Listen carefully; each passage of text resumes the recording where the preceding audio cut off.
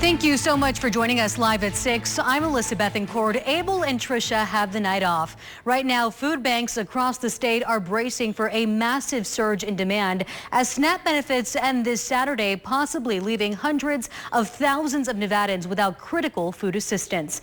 State leaders have already allocated a total of $8.6 million to both 3 Square and the Food Bank of Northern Nevada to help struggling families. And just about an hour ago, they approved an additional $30 million in emergency funding. 3 Square President Beth Martino said between federal workers not being paid and people not receiving SNAP benefits, it's putting a large strain on resources. Lots of federal workers that we've seen coming in, and we have been contacted by several of our partners to say that they needed more food, that they were actually running out of food at distributions because we were sending at the levels we had been over the last 4 months, and that was not adequate. We expect in Southern Nevada that we would need to almost double our distribution in order to meet that need. So an additional 3 to 4 million pounds of food per month to try to reach SNAP recipients. Wow. Martino adds that due to increased demand, they're looking for bigger sites that can host food distribution events. Meantime, we've learned that emergency funding will help supply smaller food pantries across our valley. Giovanni Carrillo joins us now live from a local food bank in Northwest Las Vegas with what this money would mean in their efforts to feed those in need. Giovanni? Right, well, TCMI Church right behind me is one of the many locations across the valley that will be getting direct assistance from 3 Square. Now, I spoke to the pastor at the church who says they're ready to help even more families in our community. At TCMI Church in Northwest Las Vegas, volunteers are hard at work unloading boxes of fresh food for local families in need. There should be a full box for every family that comes.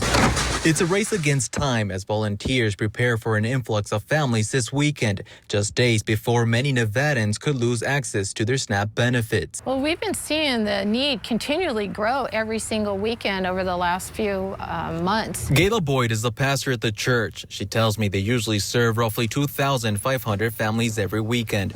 But with almost 500,000 Nevadans set to lose their SNAP benefits on Saturday, she says an additional 1,000 families may be stopping by. We've got a large parking lot and a large facility here at TCMI, so we can handle whatever the need is. But help is on the way for local pantries. Boyd tells me the church is one of many food pantries across the valley set to receive aid from 3 Square after state leaders approved nearly $30 million in emergency funds to help families across the valley. She says this weekend they're expected to receive 2 semi-trucks full of food. We're glad that we can be there for all these families, and they said that's essential to them. But during Thursday's interim finance committee meeting, the 3 Square Food Bank president Beth Martino says while the additional funding will help, it won't be enough. There's probably no way that philanthropy can fill this gap.